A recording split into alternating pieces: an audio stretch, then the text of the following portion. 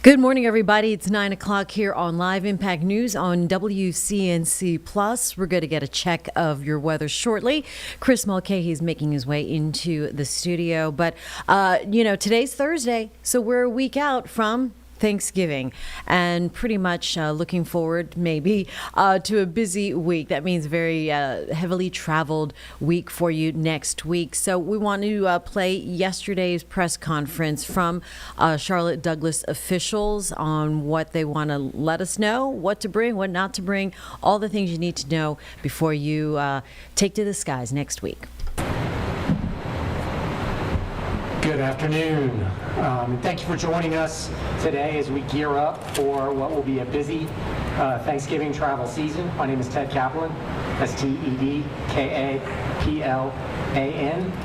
and I'm the Charlotte Douglas International Airport's Chief Business and Innovation Officer.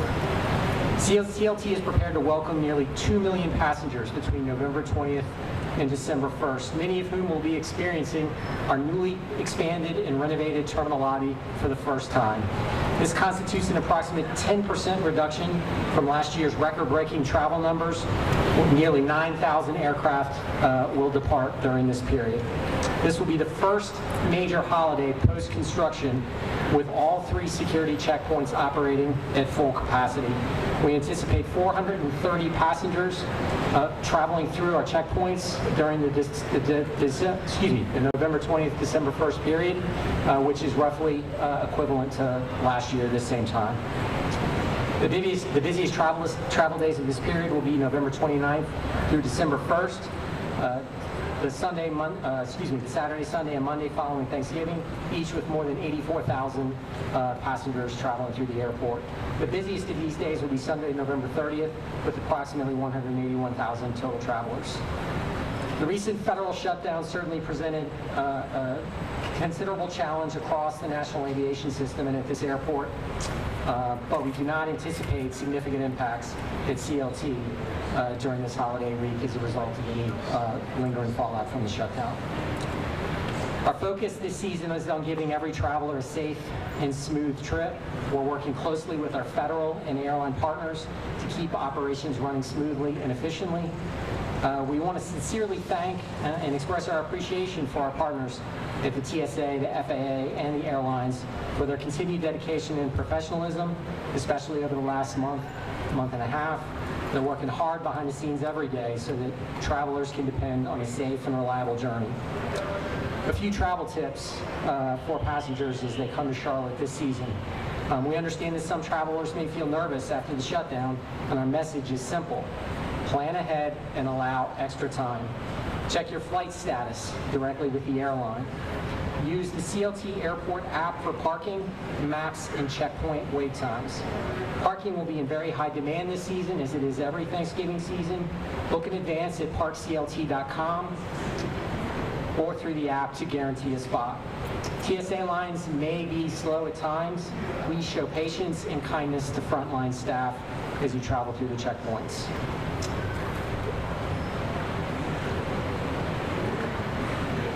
In October, wait times averaged about 10 minutes at standard checkpoints and under 5 minutes at pre-check. Thank you to our entire CLT team as well as our airline and federal partners for your hard work and care. For our customers, holiday travel truly takes a team. Have a wonderful Thanksgiving, and I'll now turn it over to Pasquale Alvarez at American Airlines.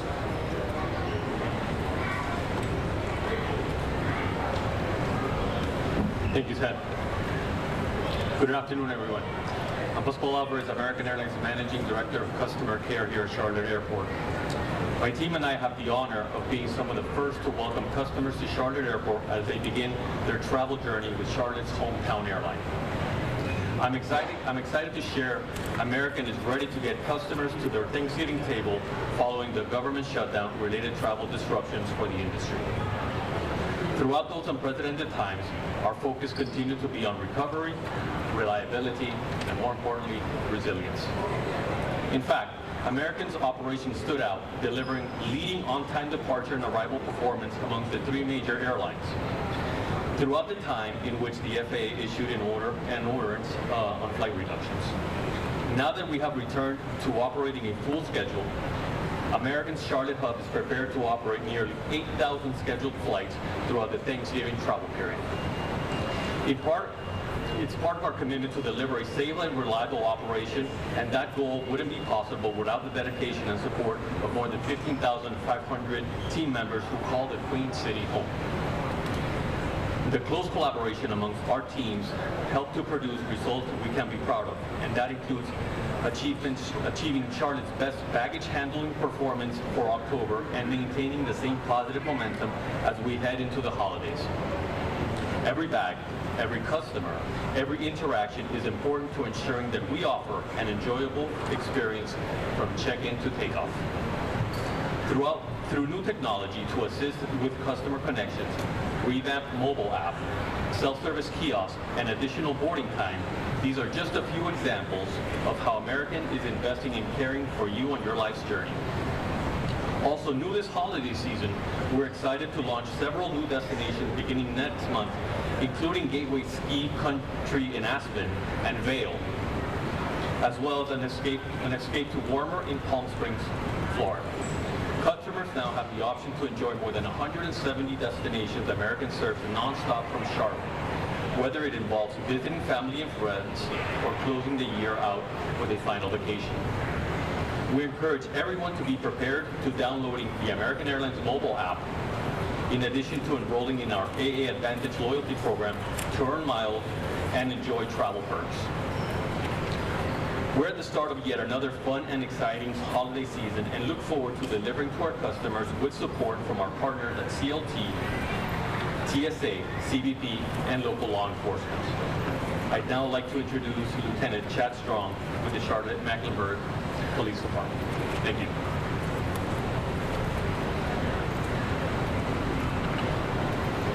Good afternoon. My name is Lieutenant Chad Strong with Charlotte Mecklenburg Police Department's Airport Division.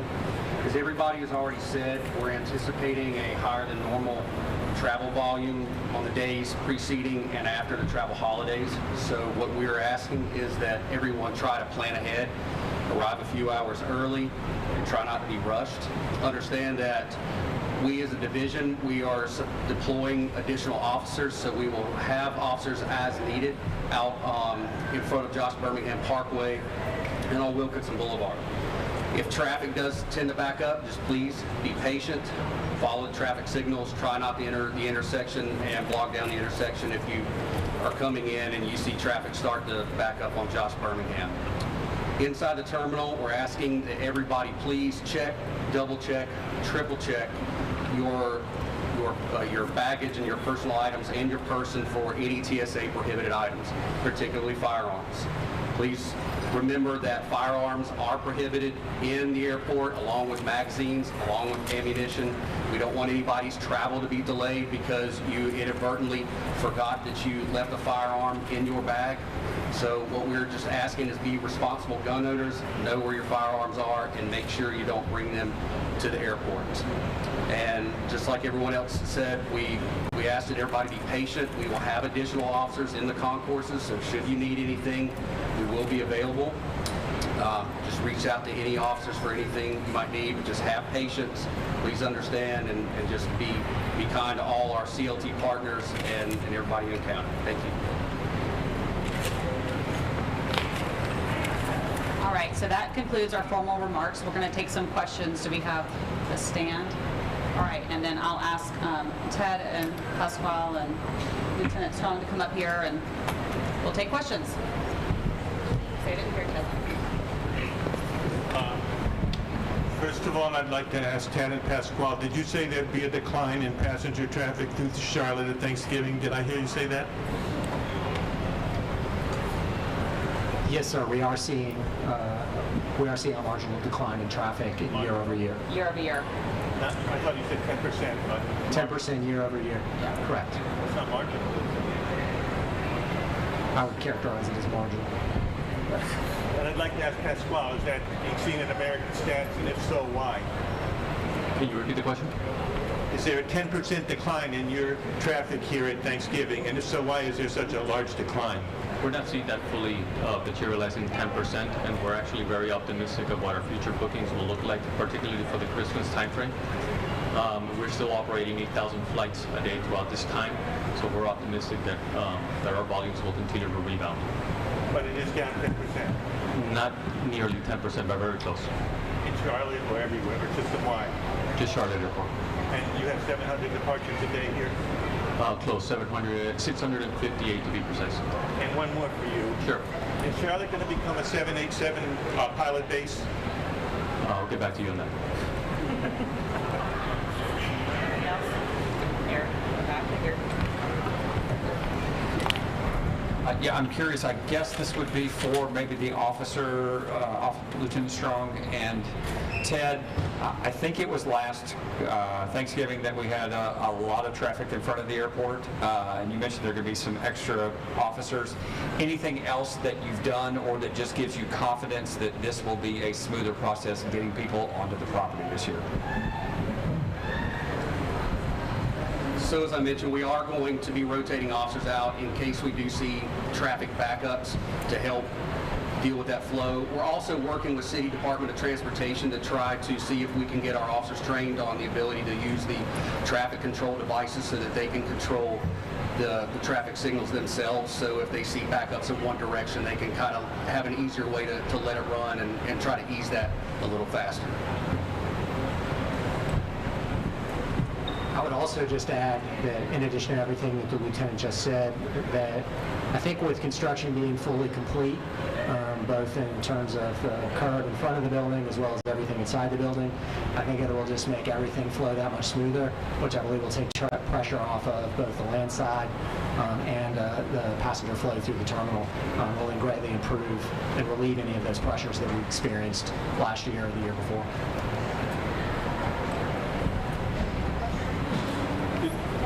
Did we have that passenger walkway over the, did we have the walkway over the traffic last year Thanksgiving? We did.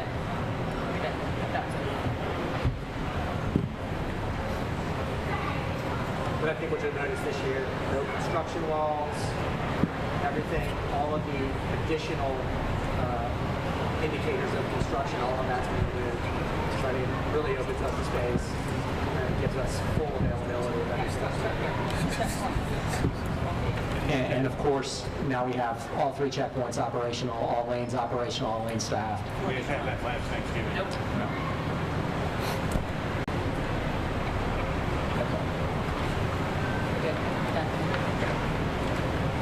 All right. I believe that is it. Y'all are welcome to stay, get your B-roll, whatever you need, but thank you so much. We have the press release going out at 2:30. All right, you can always go to the Charlotte Douglas app for more information as you plan your travels in and out of the Charlotte area. We're going to take a break here on Live Impact News on WCNC Plus.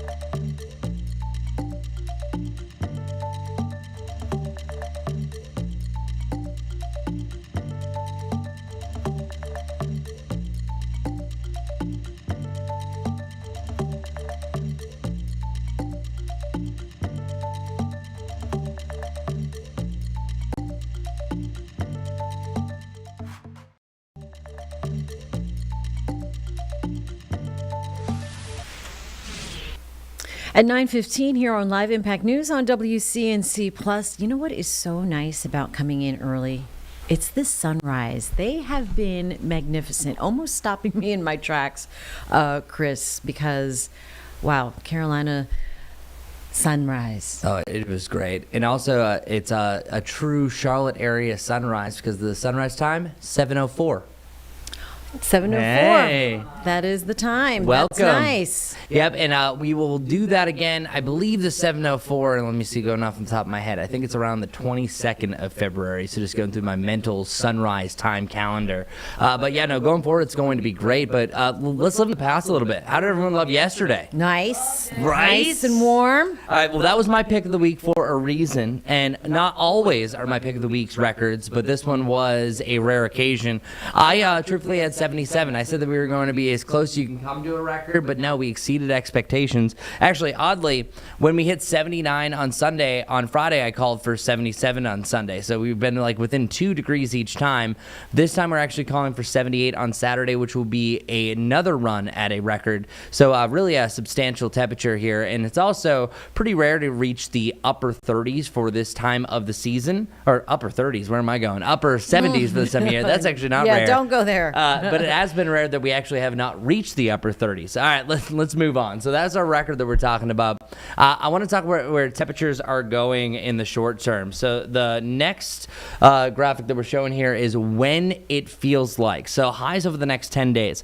So what I did was I'm able to adjust data ranges. So anything in the yellow bar is 78 to 68. That's the average highs for October. Anything in the November, the green bar, that is 68 to 58. Anything that's in the December one, that's 58 to around 54. And then once you're 54 or below, you're officially into January. And the sad thing is, to the right of your screen, you can see that we're drifting back into January temperatures, where it was last Monday and Tuesday, not the one that we just had, but the one before that we dropped down to a low of 50, and then we also had a high of 48 degrees. That is substantial. So yeah, we're going to see another significant swing. So realistically, over the next 10 days, we go from feeling like October 1st to feeling more like the middle of January. So that is absolutely substantial. But check out our lows. Of course, if our highs are getting a little bit chillier, so are our lows. Yes, it is coming. The freezing temperatures are going to come back in action. So as you can see here, we're actually going to have a nice little rebound. There was a really mild morning this morning, only dropping down to the lower 50s.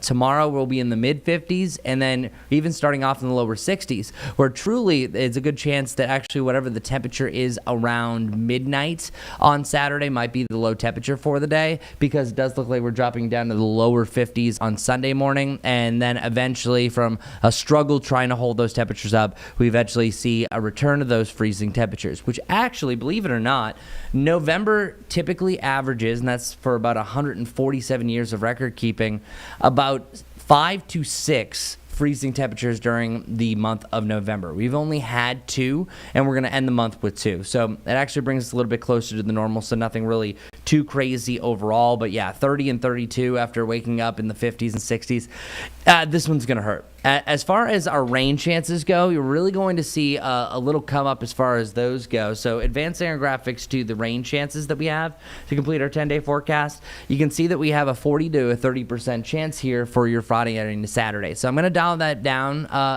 back a little bit, that I think it's on Friday evening that we have a chance for scattered rain. It'll be cloudy most of your Friday, by the way. And then once you get to your Saturday is where we could even start off with a chance for thunderstorms. That's right, a chance for a thunderstorm, and then maybe a lingering rain chance in the afternoon, but most of the day is going to stay dry. All in all, we dry out for Monday and Tuesday, and then by your Tuesday evening into Wednesday morning, that's our next best chance for rain. We have some lingering showers that could potentially start off your Thanksgiving, but what's really starting to develop, and I'll show you more of this here in the Impact Studio once we get a little bit closer tomorrow at this time, we have a chance that we could have rain heading into Black Friday that eventually could turn into a nor'easter and turn into a big-time weather system up in the New England area. And the reason why this is significant is because Thanksgiving, we have people traveling pretty much starting as early as this weekend to as late as this coming weekend and beyond. So any big weather pattern shift like that could clog up airports is something that we have to really keep an eye on. Now, it's irresponsible oftentimes to claim this is going to happen even outside of 3 days. But outside of 7, we're really playing with weather fire here. So I'm not saying that this is going to happen, but this is 2 days in a row that I've actually seen more of a developing trend for rain heading into the back end of the forecast for that Friday into Saturday that does develop into more of a winter-like system. So oftentimes what we like to do when it's after the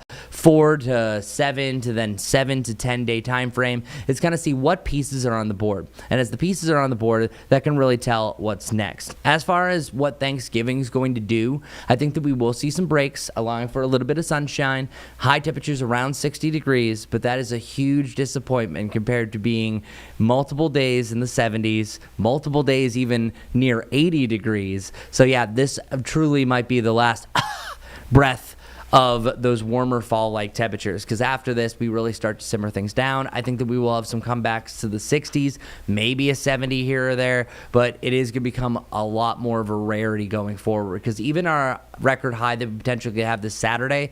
Saturday, we have a record high of 76, where our record highs are mainly in the upper 70s, then they go mid 70s, and then even pushing that 70-degree point becomes kind of a rare event, especially heading into December. It happens, but it becomes definitely a lot rarer. So just keep that in mind, especially for the back end of the forecast, for any trickiness that comes with the precipitation chances. As for the weekend rain, besides maybe getting a little damp on your Friday evening or a quick downpour on Saturday morning, nothing that really ruins the weekend overall.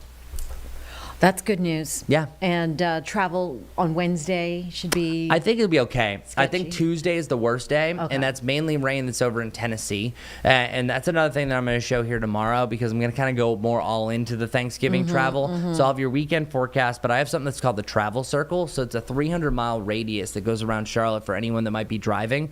And that is showing right now mainly widespread rain over in the Tennessee, Kentucky area for much of your Tuesday. So coming from that, it's an inconvenience. And that means Tuesday evening is kind of a problem once it gets within 300 miles of Charlotte. And then by Wednesday afternoon, you're fine. So Wednesday's actually looking to be one of the better travel days, or if anyone is heading to grandma's house or the uncle's house over the weekend, Sunday and Monday look to be perfect travel days around the area. So. All right. That's good. Maybe a head start on your travel week. Why not? I'm going to Mount Holly, so I'm not going far.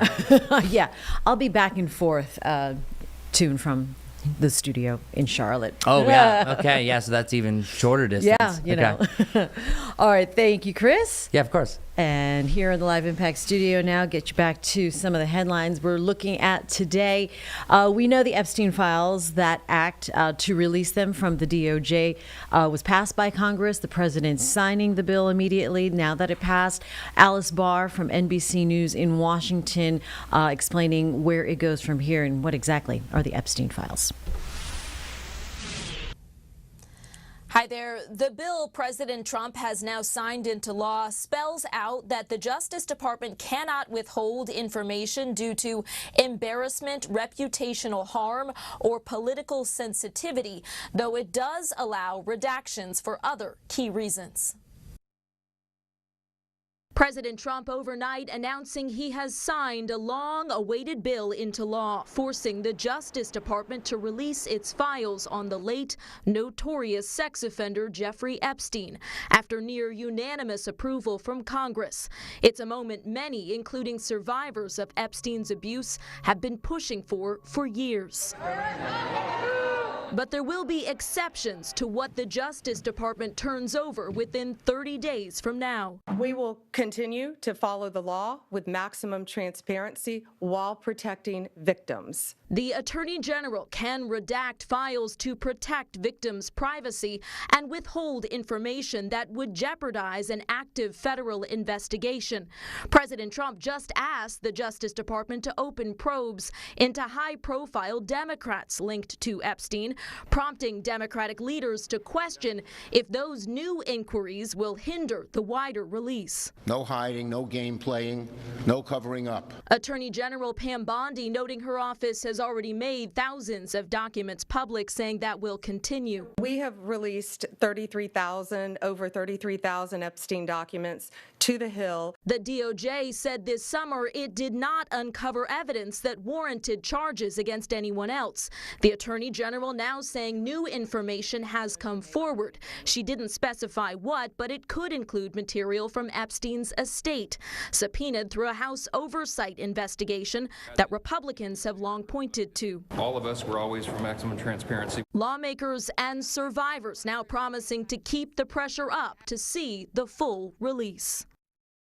As for what we could see in those long-awaited files, the bill requires the Department of Justice to share records like flight logs and sealed settlements, likely more emails and text, financial records, evidence from seized hard drives, and information from interviews with other key players. In Washington, Alice Barr, NBC News. And we'll be right back on Live Impact News on WCNC Plus.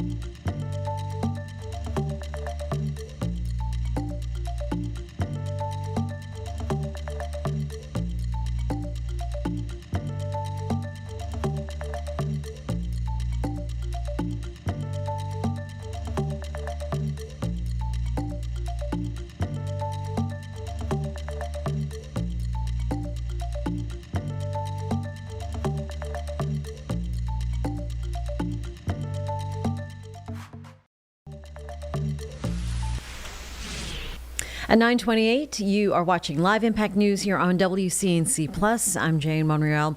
We heard just minutes ago part of Pam Bonnie's announcement in that Alice Barr recap of the Epstein files. Her full press conference now is what we're going to play for you here next.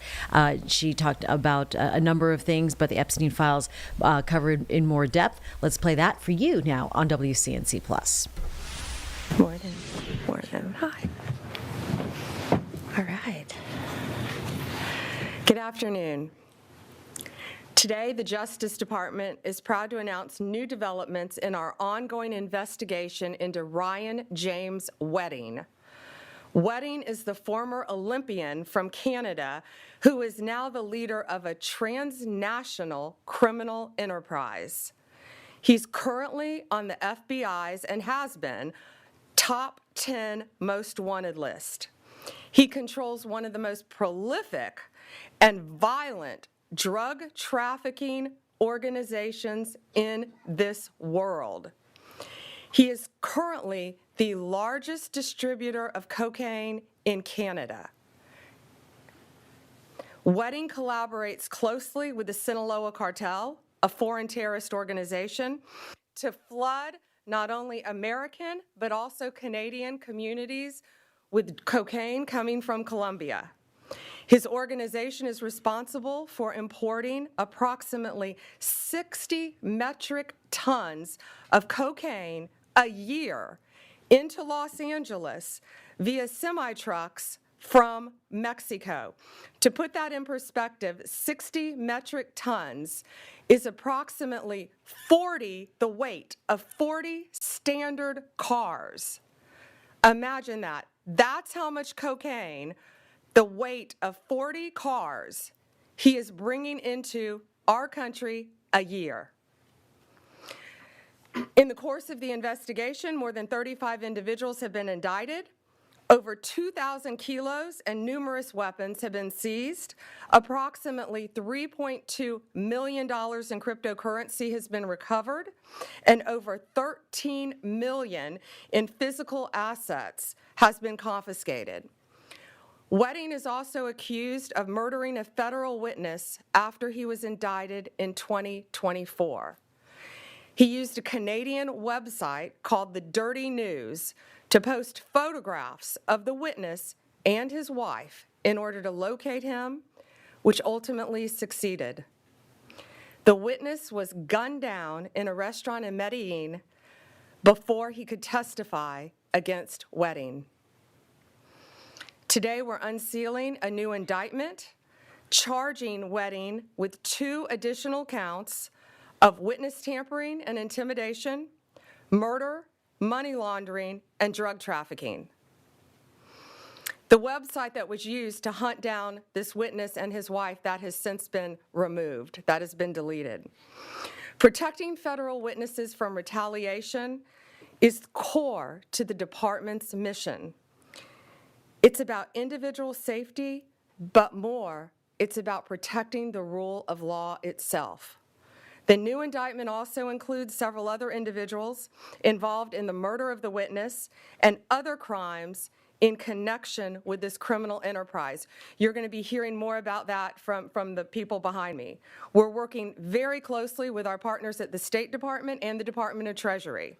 The State Department has raised the reward for Ryan Wedding from $10 million to $15 million. We're offering $2 million rewards for information leading to the arrest of those involved in the murder of the witness.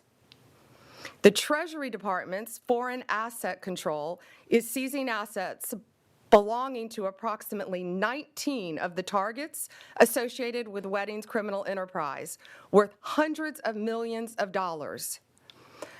I want to thank the FBI, the U.S. Attorney's Office for the Central District of California, as well as our Canadian law enforcement partners for their steadfast commitment to bring Ryan Wedding to justice.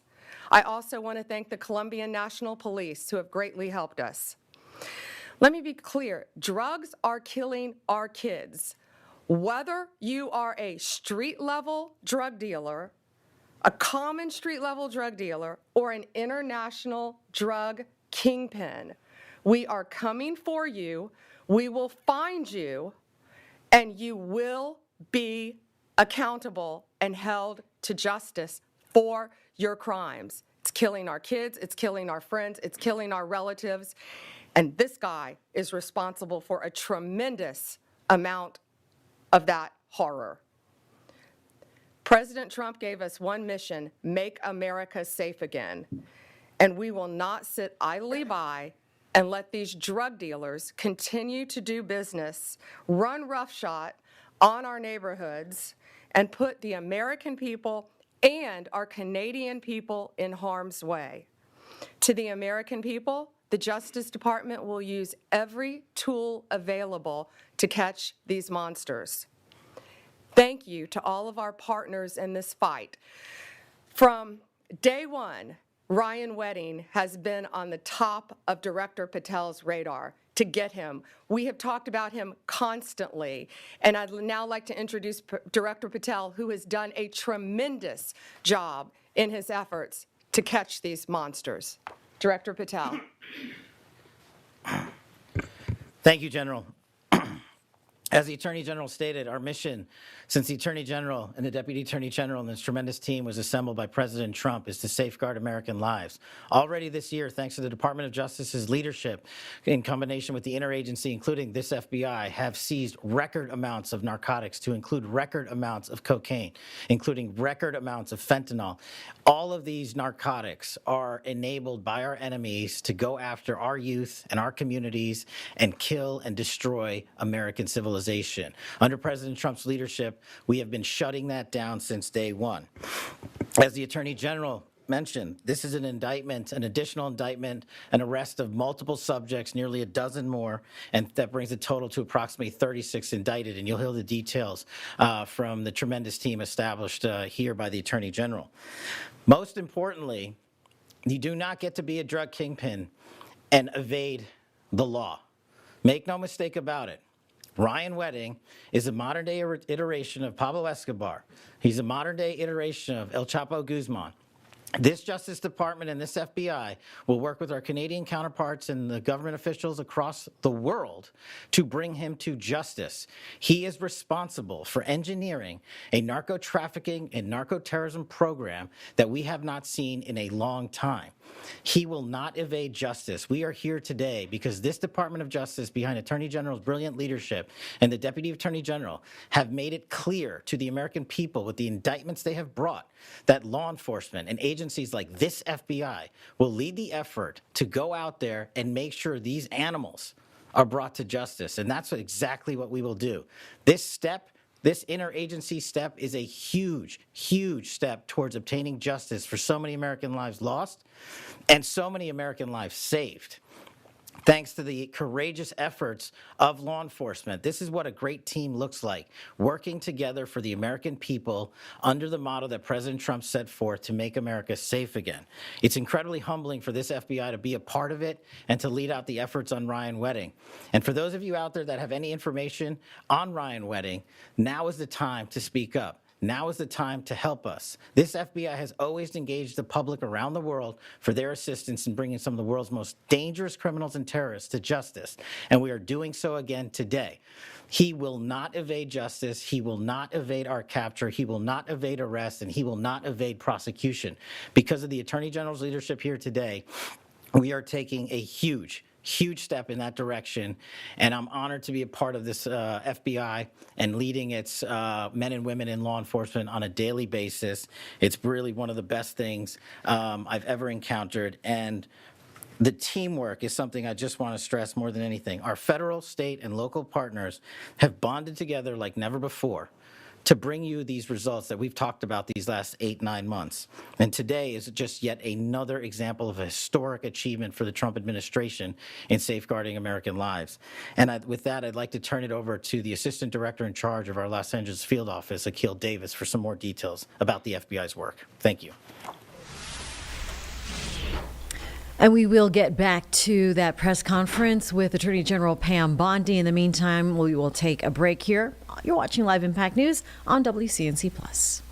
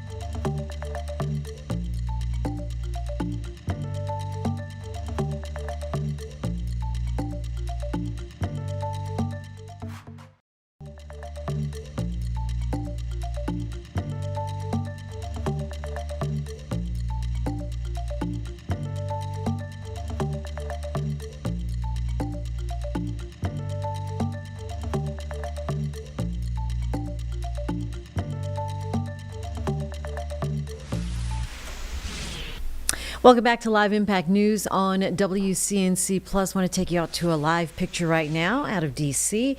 This is going to be the funeral service for former Vice President Dick Cheney, scheduled to start at 11 o'clock this morning at the Washington National Cathedral. Cheney's elder daughter, former Representative Liz Cheney, is expected to speak. So is former President George W. Bush. But a live picture there. And NBC will be picking up some coverage here shortly on linear, as well as the funeral again to start at 11 o'clock. I want to get you back now to the press conference from Attorney General Pam Bondi that was taking place, talking on several matters, including the Epstein files signed by President Trump, and so those will be released here in 30 days. But more now from Washington. West Division. Today we are here to highlight the success of the FBI's Homeland Security Task Force in which this operation fell under. Our Homeland Security Task Force is made up of several federal agencies along with state and local counterparts. We work closely with RCMP, as you're going to hear from later, to target the Ryan Wedding drug trafficking organization. Make no mistake, Ryan Wedding is extremely dangerous. He's extremely violent and he's extremely wealthy. He's being protected by the Sinaloa cartel, along with others in the country of Mexico. We will find him, and we will bring him to justice. He is so important to the efforts of the United States government that the State Department has put up a $15 million reward for his capture. And let me say that again, a $15 million reward for his capture. Ryan Wedding has orchestrated murders against his rivals, against cooperating witnesses, against anybody that crosses his path. And as you've heard already, he has trafficked record levels of drugs, fentanyl, heroin, cocaine, methamphetamine, all the things that are rampant on our streets. He has been a part of that and a main cause of that. And that is why you see so much resources dedicated to dismantling his organization, which we have done mostly here today. We will capture Ryan Wedding. We will bring him to justice. If you have information leading to his capture, you can contact the FBI at 1-800-CALL-FBI or tips.fbi.gov. Make no mistake, Ryan Wedding is dangerous. Do not approach him on your own. Please call us and let us do our job. Thank you. I will now turn it over to United States Attorney Bill Asaley. Bill Asaley came from California to be here today. That's how important this case is. And President Trump, Deputy Attorney General Todd Blanche, and I are thrilled to have Bill Asaley on our team. I think Deputy Attorney General Blanche talks to Bill Asaley daily, and I talk to him at least once a week. He is doing an incredible job to keep America safe and to keep Californians safe. So it's my honor now to have Bill join us. Thank you, ma'am. I'm Bill Asaley. I am the First Assistant U.S. Attorney at the Central District of California, the leader of that office. As the Attorney General said, today an indictment was unsealed against Ryan James Wedding, a former snowboarder who was once an Olympic athlete and who is now on the FBI's top 10 most wanted list and the subject of a $15 million reward. Wedding and 14 other defendants, including a Canadian lawyer and a Latin pop star, are federally charged with orchestrating the January 2025 murder of a witness who was shot 5 times in the head at a restaurant in Colombia and who died instantly. Wedding placed a bounty on the victim's head in the erroneous belief that the victim's death would result in the dismissal of criminal charges against him and his international drug trafficking ring, and would further ensure that he was not extradited to the United States. He was wrong. The murder also involved a Canadian website, as the Attorney General discussed, which claimed to be a news outlet. This so-called news outlet, the Dirty News, was paid by a co-defendant to post a photograph of the victim, witness, and his wife online so that he could be hunted down and killed. Law enforcement yesterday seized that website pursuant to a judicially authorized warrant. That website no longer exists. I want to say this to Mr. Wedding and to the other defendants involved in his drug trafficking organization. Your days are numbered. Our agents and prosecutors will relentlessly pursue you and anyone who assists you and bring you to justice, not just anywhere. We're going to bring you to justice in the United States of America. And I want to just add a couple things here. Mr. Wedding is the most prolific cocaine trafficker in Canada, but he used Southern California, my district, as a hub for his logistics to move the cocaine. The reason he selected California is because of California's weak laws on crime. They knew if they were popped with cocaine in California, they probably wouldn't get much of a sentence. But they made one big miscalculation. They didn't think about us, the U.S. Department of Justice, Attorney General Bondi, and what this administration would do to individuals like him who use the United States to traffic their drugs. And he will be brought to justice. I'm confident of that. I want to note the lawyer that we arrested yesterday. We arrested 12 people yesterday in an international takedown. You're going to hear more about that. One of which is this lawyer in Canada. His lawyer advised them to kill this witness. His lawyer told him if you kill this witness, the case would be dismissed. That lawyer is now in custody, and he'll be extradited and brought to justice here in the United States. So all this to say, it doesn't matter who you are or where you are. When the United States government and this Department of Justice decides we're going after someone, we're going to get you. America always gets its guy. And let me tell you this as well. Not only do we have a mandate from the Attorney General and as the Attorney General and the FBI Director said, to make America safe again by the President. Through this operation today, we're making North America safe again. And with that, I'll turn it over to Chris Landberg, Senior Bureau Official at the Department of State. Great, thank you. Good morning. So I'm Chris Landberg, head of the International Narcotics and Law Enforcement Bureau at the Department of State. I want to thank the Attorney General for hosting us today for this important event. So today, the Department of State, as you've heard, is continuing to fulfill one of President Trump's first promises when he took office, to stop the brutal criminals who are trafficking deadly drugs into our country. In coordination with the FBI and our partners in Mexico and Canada, the Department of State is increasing our reward offer, as you have heard, to up to $15 million for information leading to the arrest and/or conviction of Ryan James Wedding. This is a $5 million increase from our previous reward offer. Wedding abandoned an Olympic-level athletic path for depraved violence and cocaine trafficking. He worked closely with the foreign terrorist organization Sinaloa Cartel, as you've heard, to traffic bulk quantities of cocaine from South America to the United States and Canada. As you have also heard, his heinous crimes did not end there. In January 2025, Wedding allegedly ordered the murder of a U.S. federal witness in Medellin, Colombia. In addition to our focus on taking down Wedding, we are offering rewards up to $2 million each for information leading to the unknown assassins responsible for that January 2025 murder. We hope the public will recognize these criminals from surveillance photographs taken the day of the assassination in Medellin and will come forward to identify them.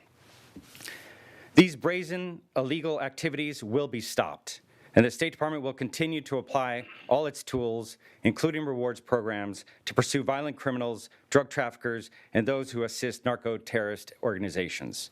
We will continue to build a stronger, safer, and more prosperous hemisphere in the Americas by ensuring that no one, not even former Olympians, is above the law. Thank you very much. And now I'd like to introduce John Hurley, Undersecretary for Terrorism and Financial Intelligence at the Department of Treasury. Good morning, everyone. Thank you, Attorney General Bondi, for all the work you do to keep our communities safe. Today, we're leveraging Treasury's longstanding counter-narcotics tools alongside law enforcement and international partners for maximum effect. Under President Trump's leadership, alongside these partners, Treasury is targeting one of the FBI's 10 most wanted fugitives, Ryan Wedding. This action is part of a broader administration effort to stop the flow of deadly narcotics into the United States, a crisis that has taken far too many American lives.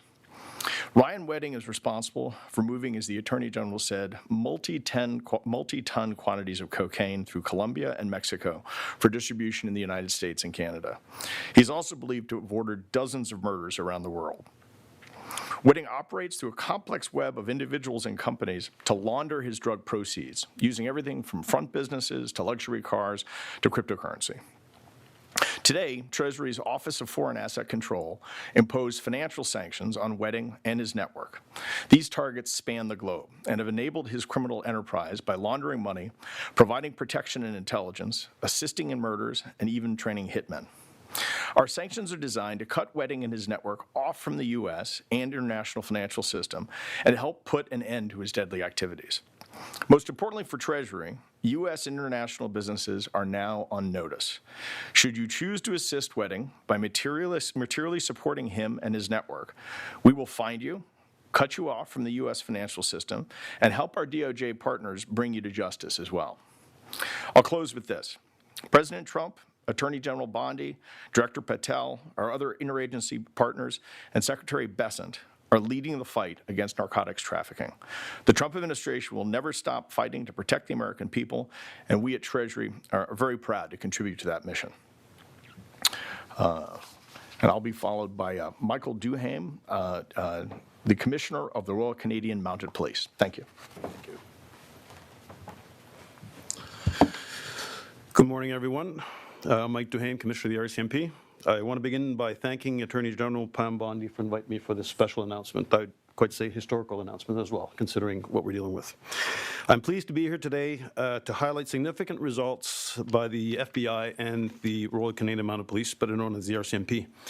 As Director Patel mentioned, the RCMP and FBI have been working together to disrupt and target organized crime affecting both our countries and other countries around the world.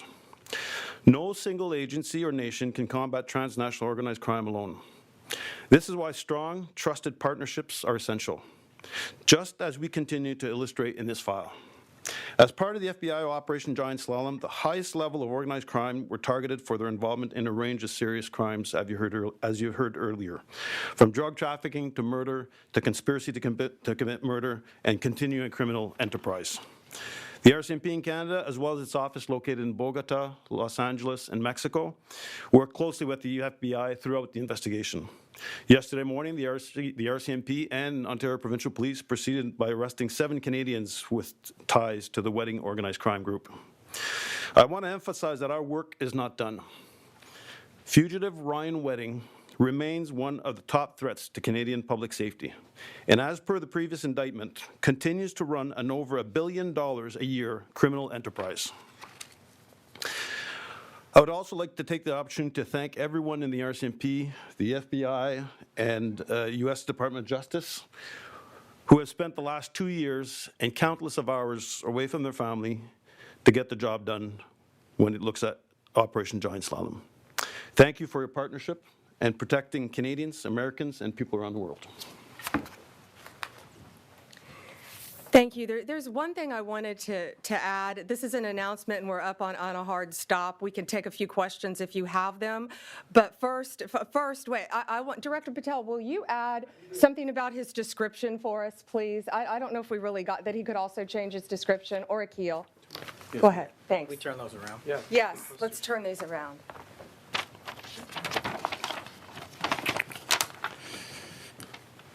Ryan Wedding is approximately 6'4" and 230 to 250 pounds. As you see in these pictures here, please understand that he might change his hair color, his appearance, and do anything to avoid capture. But someone like Ryan Wedding is going to stick out in Mexico, and that is why we're soliciting the public's help to try to identify, locate him, and arrest him. Again, there's a $15 million reward for information leading to his arrest and capture. Thank you. Questions? General Bondi, on topic first, it was mentioned that the Sinaloa cartel is helping to protect him. Are Mexican authorities cooperating with the U.S. and helping to secure his arrest? And I also have an off topic as well. Yes, it's a short answer. Do you want to add something, Akil? Sure. We are working with our legal attaché office housed at the embassy in Mexico City. We're going to get back to that previously recorded press conference from the Attorney General's office in just a couple of minutes. You're watching Live Impact News on WCNC Plus.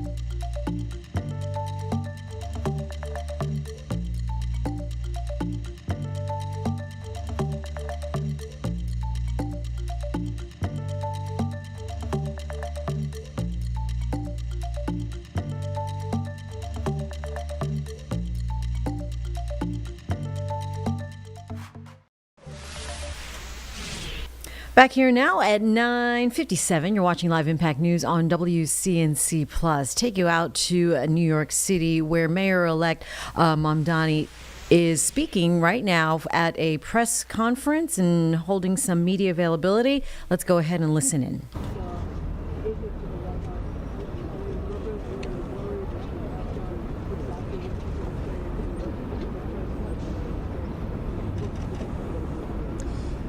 This is an opportunity to make the case for New Yorkers. And it's a case that reflects what New Yorkers are having to live through at this time. When we speak about an affordability crisis, we're speaking about 1 in 4 New Yorkers living in poverty, 1 in 5 struggling to afford $2.90 to ride the bus. New Yorkers for whom the daily acts of life are becoming increasingly harder to afford. And that's an opportunity I have to make the case to President Trump, to the White House, as to what it means to have to suffer through this affordability crisis and what it means to make it even more difficult to do so. Yeah, Jeff. I'm wondering, he called you a communist in the announcement, which seemed a little belittling. I'm wondering, are you concerned that this meeting will actually bear any sort of fruit, or whether it will be another opportunity for him to try to publicly and could you go into any specifics about what you specifically want to ask him, or any specific requests you have for the president in this meeting? I'm not concerned about this meeting. I view this meeting as an opportunity for me to make my case. And I'll make that case to anyone, frankly, as we've been doing over the course of the campaign, and now as I will be the next mayor of this city. It behooves me to ensure that I leave no stone unturned in looking to make this city more affordable. And this is a meeting where I look forward to speaking about the affordability agenda, public safety, and economic security for each and every person that calls the city home. Question about the email that Commissioner Tisch sent to the advisory yesterday. Did she give you and your team a heads up and a copy of that email before she sent it? What did you think of the fact that, she says, I'm going to be a fierce advocate to you? I mean, is the implication there that she's going to be a fierce advocate because she has to have some kind of adversarial relationship with the mayor? I see the implication being that every commissioner should be a fierce advocate for those that work for their department or their agency. And I look forward to ensuring that that is the case across the entirety of my administration, where when I have a meeting with a commissioner, I know that they are bringing forth the concerns of those that they work with, those that they represent, so that we can ensure that we're actually addressing those concerns. No, this was not a copy of an email that we needed because, frankly, we've been having discussions about the agenda that we share, and I'm not looking to micromanage every single person that works for me. I'm looking to trust them to do their job and know that ultimately I'll be responsible for the work that they and everyone in my city hall does.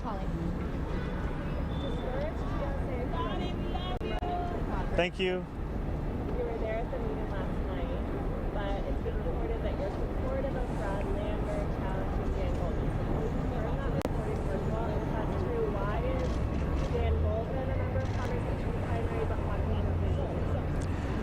I can confirm to you the things that I've actually said and the things that I've actually done. And last night, I spoke to DSA members, sharing the same message that I've shared in public as well, which is that I do not believe this is the right time to wage this primary.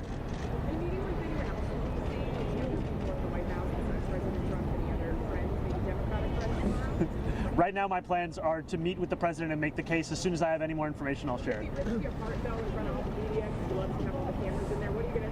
say? Are you going to smile? You've got that smile. You're like, you're trying to maybe move a little bit. But what do you just kind of try to, like they said, embarrass you? It's a plan. You got to have a plan, right? Well, I'll be ready for whatever happens. Yeah, right here. Mayor, do you have any sense talk to that president where you might find some common ground on? Sorry, would you mind saying that one more time? Sure. Do you have any sense in advance where you might find common ground with the president on the agenda in the case that you want to present? And where do you think you might have the most success with it? You know, last year, after the president won his second term, I went to two of the neighborhoods that saw the largest swings towards Republicans. And that was Hillside Avenue in Queens and Fordham Road in the Bronx. And when I asked those New Yorkers who they voted for and why, I met many who voted for President Trump, and they told me it was the affordability crisis. It was cost of living, cost of living, cost of living. And they said that they remembered being able to afford their rent, their child care, their Con Ed, their public transit more 4 years ago than they could in that moment. And we ran a campaign focused on the same thing, cost of living. And what we found, actually, is that 1 in 10 New Yorkers who voted for Trump ended up voting for our campaign. And they did so because they're looking for leaders to actually deliver on the cost of living crisis. That's why everything comes back to making the case for an affordability agenda. I will meet with anyone, I will speak to everyone, so long as it can stand to benefit an economic agenda for New Yorkers. And that's where I will always make the case. Mr. Malik, how are you? Hey, how's it going? You're not cold? Got a jacket. Yeah. So you appointed Jessica Tisch as your next police commissioner yesterday. You've been talking about all the things where you agree on, right? You seem to have insinuated a new kind of SRG to respond to protests. What about things you don't agree on? What about the 2019 criminal justice reform? Where did you land on that? And as well as the gang database, is something you called for during your campaign that you would eliminate? You know, I think that these are disagreements that are actually signs of a healthy relationship. And I mean that in that too often mayors and leaders are looking to surround themselves with people who are characterized by the quickness with which they can say yes, as opposed to the quickness with which they can tell you their honest opinion. And I'm very clear in my support for the criminal legal reforms. For example, one disagreement that I have with what the commissioner has stated is I believe the issue with raise the age is not the language within the legislation. I believe the issue is the fact that there were significant amounts of money that were set to be delivered to help with the implementation of that criminal legal reform that were never released and continue to languish within Albany. That is one point of disagreement and one place where I continue to hope to advocate for the release of that fund. And what about the gang database? Are you allowing her to keep that on? Is that something where you still disagree? Where do you land on that now? I continue to have concerns about the vast dragnet and ways in which many New Yorkers are being put into that database. All right, we'll go right ahead. Just going to circle back on Holland's question. Are you saying that you're discouraging any DSA candidates, any progressive Democrats from challenging Democratic incumbents in the House next year, number one? And then on something having to do with the PDQ. Yesterday it sounded... Can I do the first one and then you go? Sure. Yeah. I spoke specifically about the race that was being considered yesterday, which is New York 8. So you're not discouraging others? This was not a sweeping statement. This was specific. Got it. On PD, yesterday after you announced Jessica Crenshaw as the police commissioner, it sounded like you're second guessing letting the CCRB have full control over officers this weekend. What changed there? Why do you all of a sudden not want to wrestle control over the What I've said is that my focus is on delivering immediate steps towards accountability. The CCRB is tasked with that accountability. And right now, we are seeing that petty politics and budget battles have rendered it all the more difficult for them to deliver that. In 2024, lack of funding led to the CCRB dropping at least 700 cases. And I've heard estimates from others that the number is actually, in fact, higher than that. What I am committing to is fully funding the CCRB immediately, such that we can ensure these days of these kinds of budget battles come to an end. You say, though, that you wanted the CCRB to have actual final say. It sounds like you no longer want that? No, what I believe is that the CCRB's recommendation should be taken seriously, and that we should ensure they're able to make those recommendations time and again, not having to worry about whether they have the funding to assess those cases. Yeah. So Donald How's it going? Trump has made it clear that he wants to mess with this. What's your plan going into the Oval Office tomorrow? Do you have a specific ask that you're going to focus on, or is this just a peacemaking? This is a meeting to share the facts about the affordability crisis in the city, a meeting to speak about the importance of public safety and economic security. You know, when we speak about what New Yorkers are going through right now, they are facing a reality that they may have to leave this city. You know, I have met New Yorkers time and time again who, when I ask them where they live, they tell me it's other states. They tell me they live in New Jersey, they live in Pennsylvania, they live in Connecticut. That's because we've priced them out. And my intention is to make clear to the president what New Yorkers are having to live through right now and how important it is for us to deliver for those same New Yorkers. Plan to specifically ask about ICE, though, you know, stay out of New York. Like, you know, the affordability is a little more esoteric, a little broader. Well, I think affordability was at the core of our campaign, and also it was affordability based on a value of protecting each and every New Yorker. That means protecting them from price gouging in their lives. It also means protecting them from ICE agents and making it clear that I will look to be representing every single person who calls the city home. All right, we've got time for one more. To your left, right here. Mr. Mayor-elect, you're going into office, but you and the president have been openly critical of each other, name-calling, calling you by your middle name. How do you avoid being cocky in the Oval Office? You're on his turf, but he could attack. What's the plan? Well, I think being a New Yorker means that you're prepared for all situations, all kind of comments, all kind of commentary. And at the end of it, the focus has to be, what's the case that you're making? Why are you there? And for me, it's not about myself. It's not about a relationship with an individual. It's about a relationship between New York City and the White House, the president, the federal administration. And I will look to make clear that my interest goes beyond any one of an individual. It's for the people that I look to represent. That's the case I'll make. Do you take that in an Oval Office meeting, though? Because we saw what happened with President Zelensky. What happens? Do you swipe back? I'll stand up for New Yorkers every single day. Thank you, man. We gotta go this way. We gotta go this way. Jeffries at all while you're in Washington? This is the only meeting I have to share details on. As soon as I have any more details on it, it's going to be happening tomorrow. Not as yet, brother. But And we've been listening to a live media gathering from New York City Mayor-elect Mamdani. We will go to a break now on Live Impact News on WCNC Plus. We'll be right back.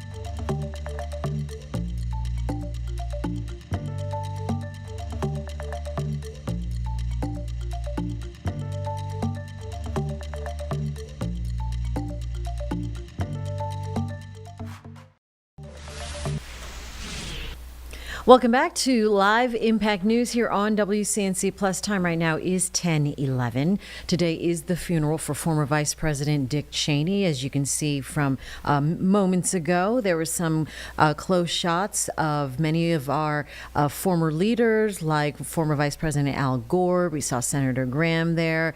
House Speaker Nancy Pelosi is there. We expect President George W. Bush to speak at 11:30. As well as Cheney's eldest daughter, Liz, who is a former lawmaker, Liz Cheney. But this will be happening at 11 o'clock there at the Washington National Cathedral. Also happening right now, we are monitoring an event that is taking place also in D.C., where Vice President J.D. Vance is speaking right now. Let's go ahead and listen in here on Live Impact News on WCNC Plus. Should happen in the media, they should happen on the op-ed pages. It's totally reasonable for the people who make up this coalition to argue about what our foreign policy should be, what our specific tax policy should be, what our housing policy should be. I mean, I had a meeting just yesterday that was focused in the West Wing about how do we get housing more affordable for young Americans because of all the things that got completely out of control under the Biden administration. You had homes that doubled or tripled in price depending on the geography in 4 years under the Biden administration. We've got to solve that problem for our young people so they can afford to buy homes, start families, and actually build their own American dream. So I think my attitude is let these debates play out, but don't let the debates that we're having internally blind us to the fact that we're up against a radical leftist movement that murdered my friend a couple of months ago and that would throw many people in the Trump administration in prison, not for doing anything illegal, but for not following the far left's agenda. That is the real opponent here, a political movement in this country that has no animating principle, that has no agenda for the American people. Their sole obsession is to take down Donald Trump and anybody who helped Donald Trump govern. Focus on the enemy, have our debates, but focus on the enemy so that we can win victories that matter for the American people. That's my message. Right. So now, one of the things that powered your guys' victory, I think, a year ago was a political realignment in this country where we're seeing working class people shift to the Republican side, and the Democrats, frankly, are becoming the party of the rich. There was a new report that our partners here that put on this event, CGCN, published a couple of weeks ago called Class Dismissed 2. And in this report, they go into detail about how some of the numbers on this political realignment. 75%, more than 75% of the top 30 income congressional districts are represented by Democrats now. That's a totally new thing. The last three presidential elections, the Democrats' counties were represented more than 60%, in the case of the 2020 election, more than 70% of aggregate GDP in this country. President Trump won counties 30-something percent in each of those elections. So your thoughts on what we're seeing now with this political realignment, some of those statistics? So let me say a few things, Matt. So first of all, I think that part of what you see as division in the Republican Party is a consequence of this realignment. We have a new governing coalition. We have a new political coalition. We have people who didn't used to vote Republican, and frankly, they have different preferences sometimes on certain issues than maybe the Ronald Reagan or George W. Bush Republican Party did. I think the Donald Trump Party is a fundamentally new phenomenon in American politics. I think that it can govern the country successfully for the next generation, but some of those divisions you talk about are just the natural outgrowth of the fact that we've got a lot of working class voters who frankly don't care what was Republican orthodoxy 25 years ago, and so they're pushing the party in a different direction. And again, I think that debate is natural and normal, and it's something that we should frankly lean into, recognizing that the far left is really the problem that we have to confront in this country. The second thing that I'll say about it, Matt, is I think it's a great thing. You know, and I'm biased. Obviously, I grew up in a working class family. I was raised by the kind of people who were blue dog Democrats, socially conservative Democrats in the 80s and 90s, and have turned hard towards Donald Trump's Republican Party. These are the people who built America's greatest icons, who built America's greatest buildings, who drive our food into the grocery store every day. They are the human beings who actually make this country run. I'm proud of them, and I want to keep the Trump coalition together. That's one of the things that we have to do in 2026. And this is my third point, and this is tough, because one of the things that was true of the Democratic coalition in, say, the 1990s is that because the Democratic coalition in the 90s was more upscale, they showed up, the Republican coalition in the 1990s was more upscale. They showed up in midterms. So Republicans tended to do a little bit better in midterm elections in the 1990s than, say, Republicans do today. And that's because while these working class voters... We'll go back to Vice President J.D. Vance here in a moment. But first, I want to bring you an update right now. Breaking news update on an earlier structure fire that took place this morning, a 3-alarm apartment fire. And now from fire crews updating us with the damage done at this apartment building in the 500 block of 8100 block of Sycamore Creek Drive. They have estimated $1.6 million in damage, where 12 apartment units were affected, displacing 20 residents who are now assisted by the American Red Cross. No one was injured. At least we are not hearing of any injuries right now to civilians or firefighters. But the cause of the fire seems to be, according to the fire department, improperly discarded smoking materials on the exterior second floor balcony, being classified as accidental. But this happening in the early morning hours around 2 o'clock, just before 3 o'clock this morning. And as you can see, those flames pretty extensive. So having to call several fire stations and fire engines to that scene in the early morning hours. All right, we will try to learn more on what happened with that fire in that apartment building and some of the residents being affected. For now, we're going to take a break here on Live Impact News on WCNC Plus.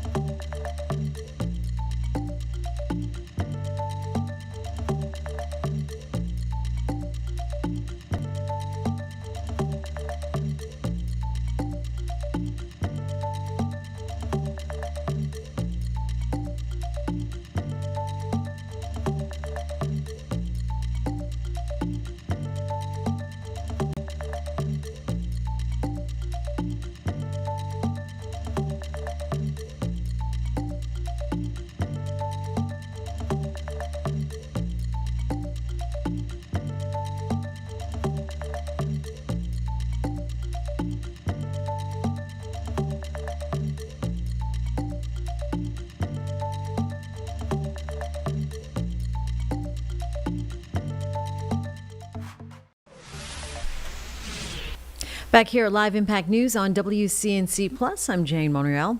Vice President J.D. Vance is speaking right now at a chat in Washington, D.C. We continue to listen in on Live Impact News.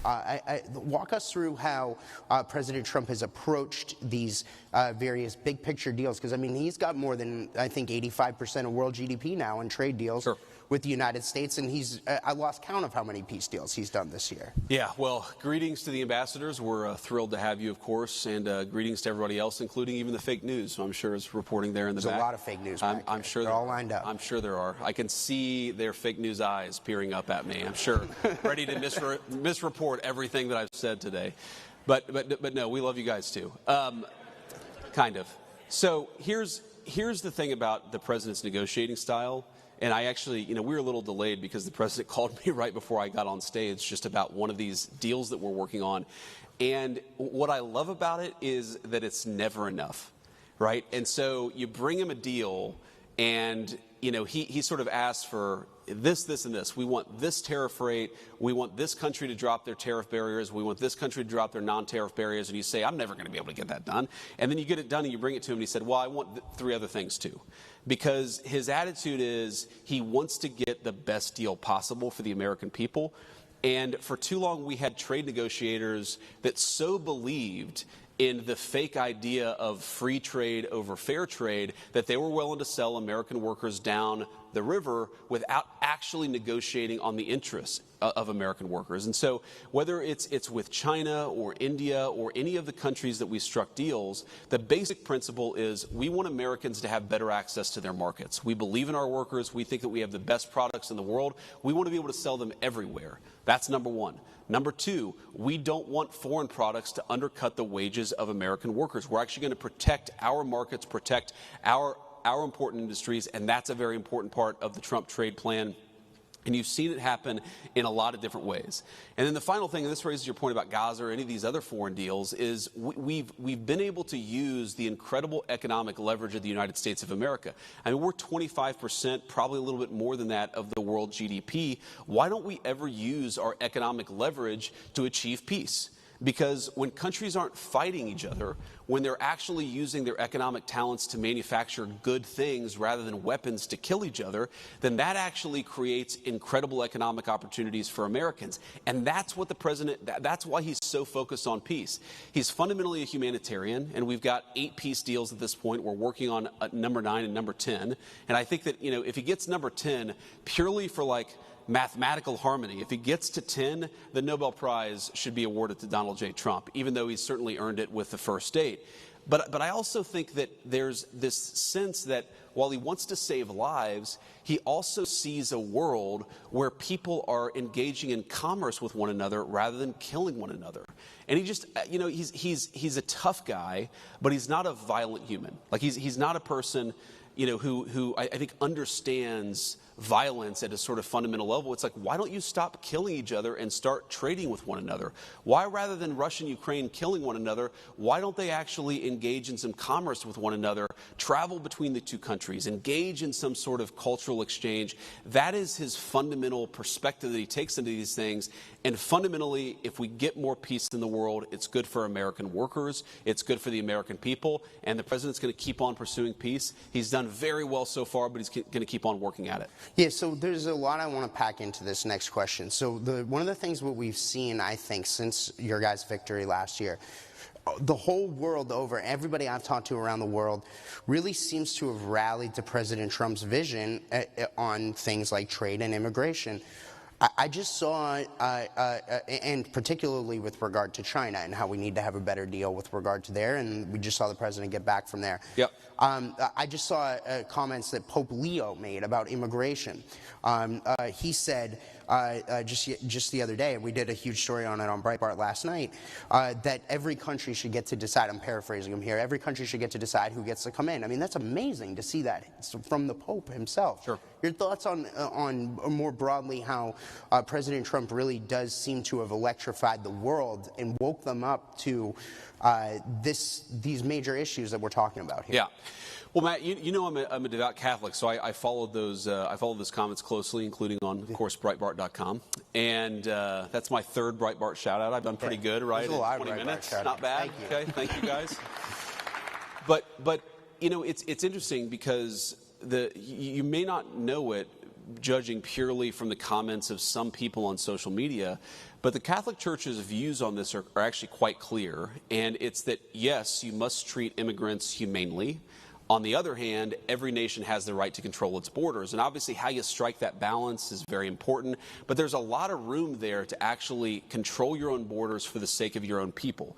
One of the things, Matt, that always frustrated me about the immigration debate is that we ignored how open borders were not actually good for the dignity even of the illegal migrants themselves. You had little kids getting sex trafficked. We had 300,000 missing children under the Biden administration that the Mexican drug cartels had brought into our country. You had cartels using, in some cases, 9 and 10-year-old children as drug mules for their activity. Border security is not just good for American citizens, it is the humanitarian thing to do for the entire world.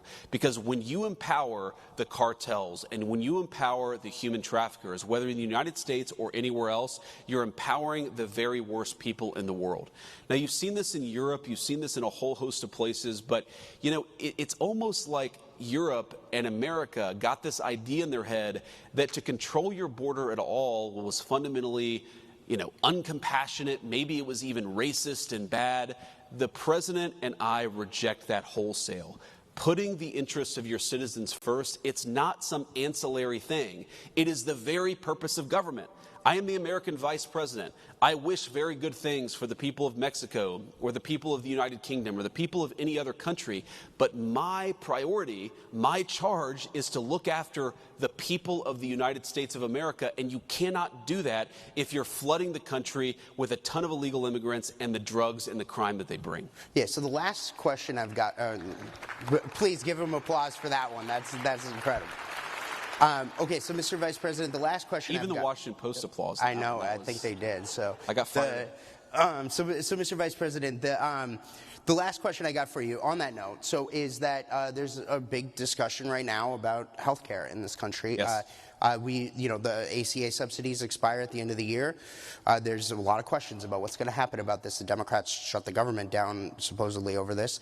But where does this go? What do we do to address health care prices and premium prices and so on and so forth? What does that look like? Is it a reconciliation plan? Walk us through what happened. So what's so crazy about this, Matt, is right before the government shut down, we had a meeting with Hakeem Jeffries and Chuck Schumer in the Oval Office. Is this where President Trump gave them the MAGA hats? Yeah. This is not just that.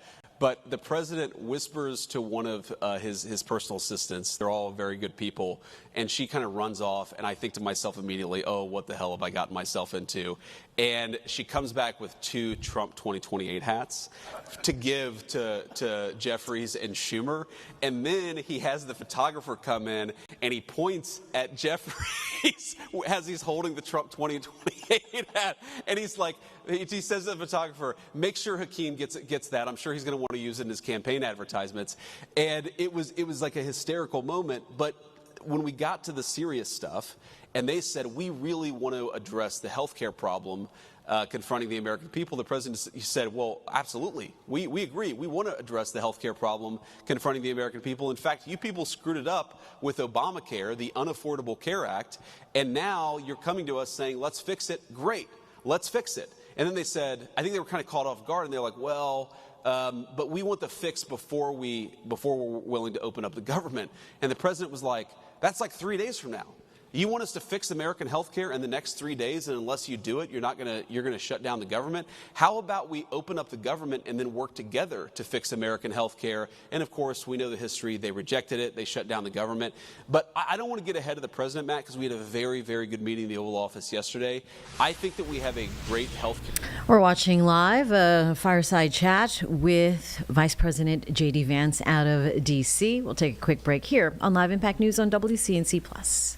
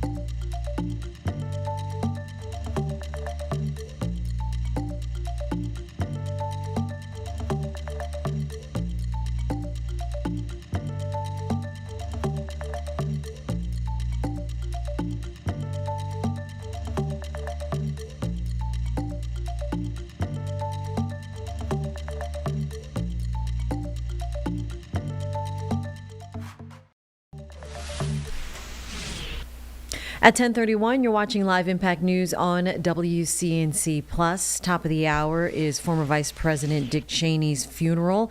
He died last week at the age of 84. This is just outside of the Washington National Cathedral right now, as a lot of the pre-ceremony pomp and circumstance is happening.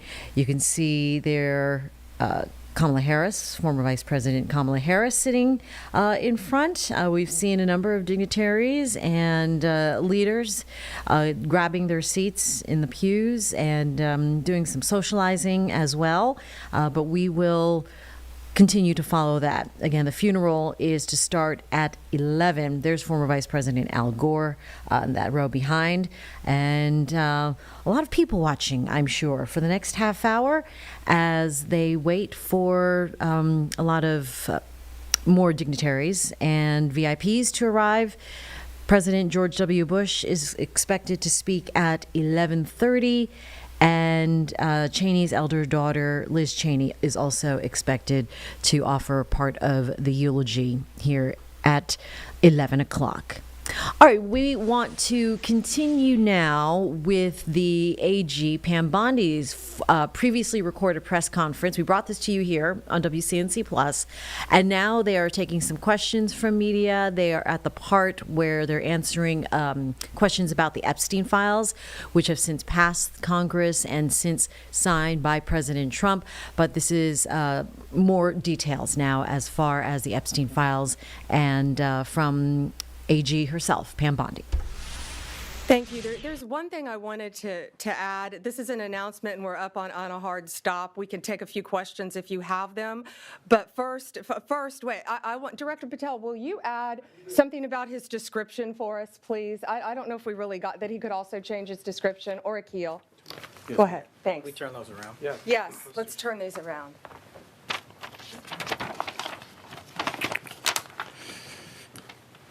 Ryan Wedding is approximately 6'4" and 230 to 250 pounds. As you see in these pictures here, please understand that he might change his hair color, his appearance, and do anything to avoid capture. But someone like Ryan Wedding is going to stick out in Mexico. And that is why we're soliciting the public's help to try to identify, locate him, and arrest him. Again, there's a $15 million reward for information leading to his arrest and capture. Thank you. Questions? General Bondi, on topic first, it was mentioned that the Sinaloa cartel is helping to protect him. Are Mexican authorities cooperating with the U.S. in helping to secure his arrest? And I also have an off topic as well. Yes, it's a short answer. Do you want to add something, Akil? Sure. We are working with our legal attaché office housed at the embassy in Mexico City to try to locate and arrest Wedding. Again, due to significant protection by the Sinaloa cartel and others, that has been difficult. And that's why it's so important that you get his picture out there. He could change his hair color. He could change his appearance. You know, he's got some powerful people protecting him. But this is $1 billion a year of drugs that he is charged with being responsible for. $1 billion. Go ahead, now, off topic. On the Epstein files, does the new investigation by the Southern District of New York U.S. Attorney prevent the department from releasing all of the remaining files? So we have released over 33,000 Epstein documents to the Hill, and we'll continue to follow the law and to have maximum transparency. Also, we will always encourage all victims to come forward. What are the next steps, Madam Attorney General, for the DOJ regarding what we assume President Trump will sign into law with the Epstein files? Is this going to be on the Justice Department website? What are you...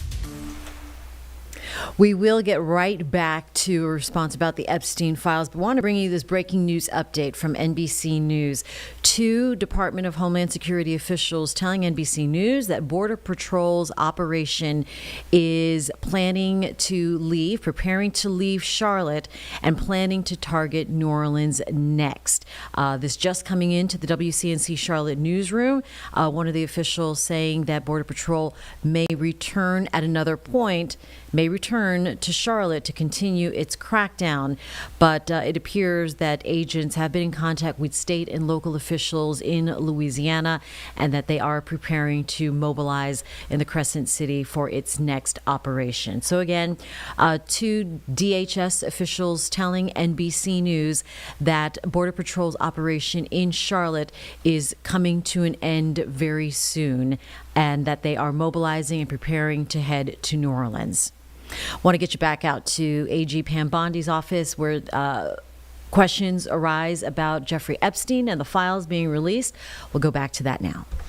Doing here over the next 30 days as we understand it? We will continue to follow the law with maximum transparency while protecting victims.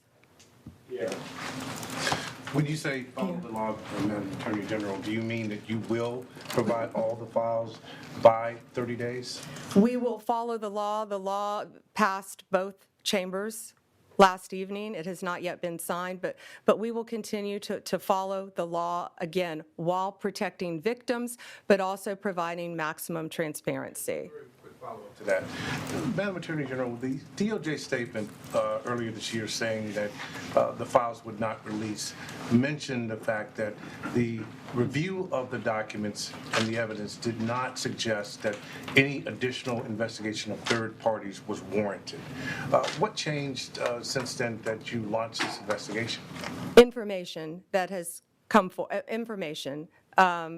There's information, that new information, additional information, and again, we will continue to follow the law, to investigate any leads. If there are any victims, we encourage all victims to come forward, and we will continue to provide maximum transparency under the law. On Ryan Wedding, Madam General, on Ryan Wedding, you mentioned... Madam Attorney General, Kelly. the issue with the new information that you just indicated, is the department seeking information perhaps from the Epstein estate because Mr. Blanche did not have that information when he interviewed Ghislaine Maxwell? What new information, and would you limit the new investigation to just those named persons that the president talked about, or is this a broad, open-ended investigation? I would refer to the Deputy Attorney General's post that he put out on X, and we're not going to say anything else on that because now it is a pending investigation in the Southern District of New York. But you're on point. Hard stop. One more question? Sure. President Trump has previously said that he may consider authorizing military strikes within Mexico to go after cartels. Given the importance of this case, I'm wondering if the DOD has been engaged on the search for Ryan. Yeah, we're not going to discuss anything with the Department of War right now, but right now I will tell you it is the Treasury Department, the State Department, our office, the FBI, working with Canadian authorities and working with the Mexican authorities hand in hand. And that includes the Mexican military. You had one more on Wedding? Yes, please. Sure. CBC, you mentioned a Canadian lawyer. If you can tell us more about it, the extradition of a Canadian lawyer. And also a question for Commissioner Michael Duhem on 7 other individuals who are linked to Ryan Wedding. If we can tell us on the extradition, what are the next steps? Sure. Do you want to take the Canadian? I think Bill will take the attorney because that attorney is being prosecuted in California, and then I'll turn it over to Director Duhem. Thank you, ma'am. Yeah, the attorney, he's named in the indictment that was unsealed today. His name is Deepak Pardkar, P-A-R-A-D-K-A-R. He is a lawyer. I'll have the Canadian Police Commissioner provide more details. He was one of the people arrested yesterday. I understand he initially refused to come out of his home. He put up a little bit of resistance, but he was eventually taken into custody. It was very important for us to get him because when you have people who are officers of the court, who are lawyers, we take oaths to protect the public and defend the law. And when you have lawyers who are assisting international drug trafficking players on how to evade law enforcement and to murder witnesses, we can't have that stand. So it was very important to us that the lawyer be charged and the lawyer be brought to justice. I'll have the commissioner speak about the extradition process. There are about, I believe, 7 individuals that were arrested in Canada. We are still looking for one more individual in Canada, and they will all be extradited here to the U.S., where they will be brought to the Central District of California, and they will be charged and tried. here in our court system. So I'll let the Commissioner speak more about the arrests and the extradition process. So thank you. I think he's covered quite a bit there with regards to the next steps and the ideas. Yesterday, we engaged in an operation following information that we received and arrest 7 out of 8 Canadians. All of them are currently locked up, waiting the extradition process, so they'll have a fair process in front of a judge, and then our Department of Justice will communicate with the justice here, and it will go through the steps of the extradition. But the premise is everybody will be charged in the United States. So, and you had something about 7. Is there something else? We know more about those 7 Canadians. Well, the 7 Canadians were arrested in the province of Quebec, some in Ontario, some in Alberta. We still have eyes on another person, but they are being charged conspiracy to commit murder, trafficking, as I listed earlier, conspiracy, drug trafficking, and murder as well. And the timeline of the extradition? Well, that's before the courts, and I don't control that, unfortunately, because it happened tomorrow if it's just to me. Any chance you can say that in French very quickly? Très rapidement, oui. 7 individus ont été arrêtés. 7 sur 8 ont été arrêtés au Canada. Dans la province de Québec, dans la province d'Ontario, ainsi qu'en Alberta, nous sommes à la recherche d'une dernière personne. Les gens sont arrêtés. Les 7 sont arrêtés, sont en prison présentement et attendent le processus d'extradition pour les ramener ici à faire face à la justice américaine. Merci. Thank you all. Thank you.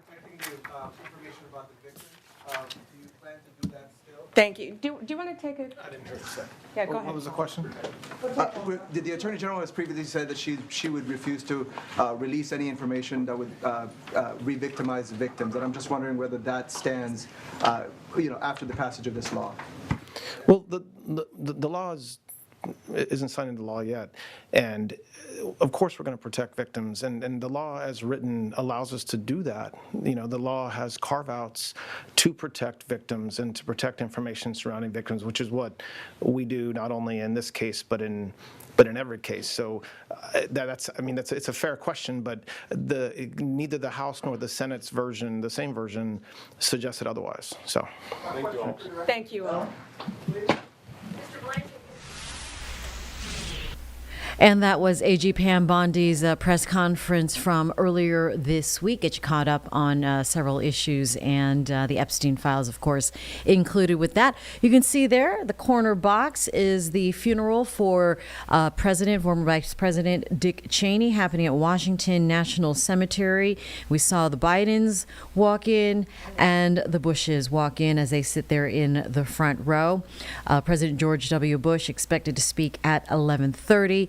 But the funeral for former Vice President Dick Cheney will take place at 11 o'clock this morning. So another 15 minutes on that. We will continue to dip into those live pictures as we see them roll in. We're going to take a break for now here on Live Impact News on WCNC+.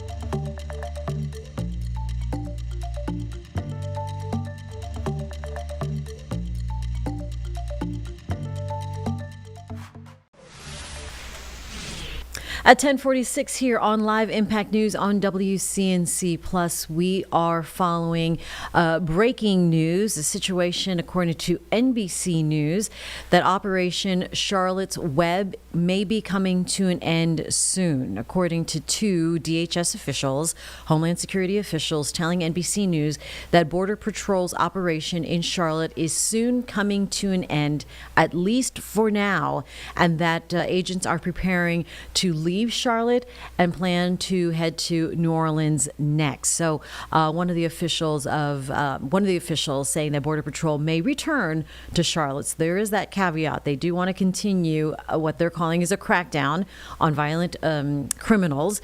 They did make at least 250 arrests since they started their operation and came into the Charlotte Metro last weekend on Saturday, which is why we brought you all this extra coverage here on Live Impact News, including weekend coverage and live video and updates, and our state and local officials talking here exclusively with these in-depth conversations on what this is meaning to families here that live in the Charlotte area. So we do want to, again, let you know that Operation Charlotte's Web from Border Patrol may be coming to an end soon. So that is the official update from NBC News. Also happening right now, live out of Washington, D.C., the funeral service for Vice President Dick Cheney is about to start. It is going to start at 11 o'clock, but as you can see, the hearse pulling up to the front of the cathedral in Washington, D.C., where we have military standing by, and pallbearers will bring in the coffin, and of course all VPs and presidents get a ceremony, presidential ceremony of all the pomp and circumstance heading into the church. And moments ago we also saw in the front row of the church President George W. Bush, President Joe Biden, and George W. Bush will be giving a speech in tag teaming with the eulogy at 11:30. Liz Cheney, Dick Cheney's elder daughter, is also expected to speak. The former representative is part of that as well.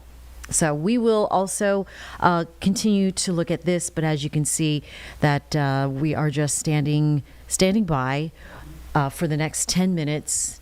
It is silent outside of the cathedral. Want to listen in for a moment? In this shot, we were hearing music from inside okay. the cathedral, but with the shot, yes, you see right now they're outside. Okay. All right. Thought they might go back inside, but they are probably waiting to pull out the coffin out of the car. And that involves, military precision, and there's a whole ceremony and around that. So let's go and just listen in for a moment.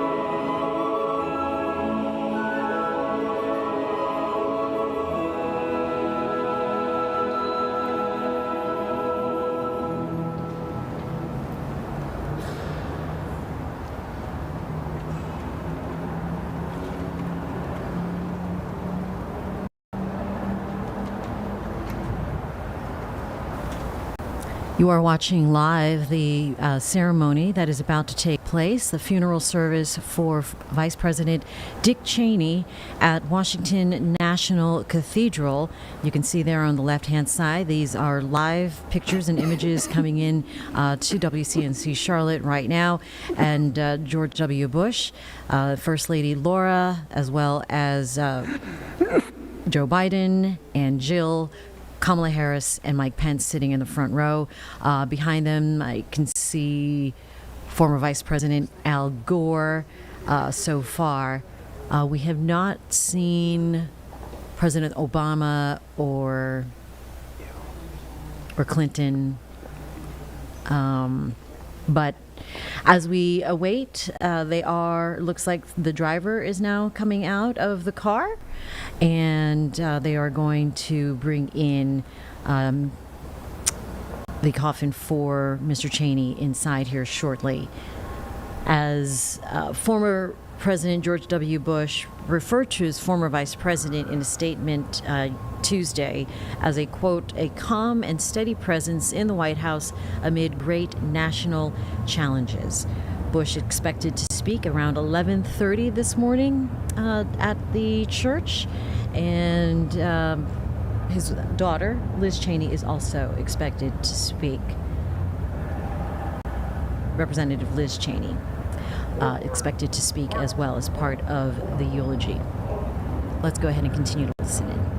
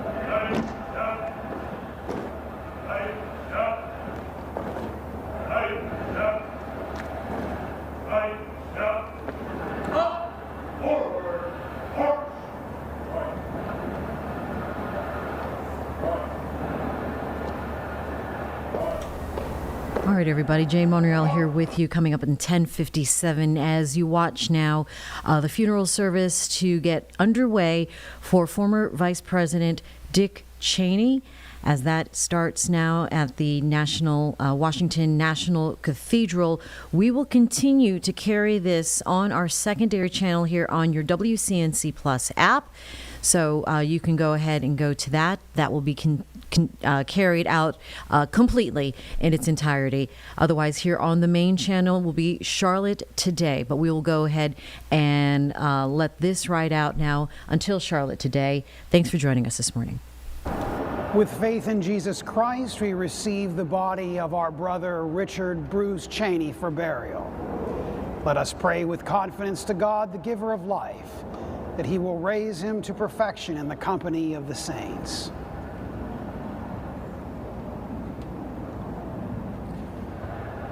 Deliver your servant Richard, O sovereign Lord Christ, from all evil and set him free from every bond, that he may rest with all your saints in the eternal habitations, where with the Father and the Holy Spirit you live and reign, one God, forever and ever. Amen. Let us also pray for all who mourn, that they may cast their care on God and know the consolation of his love.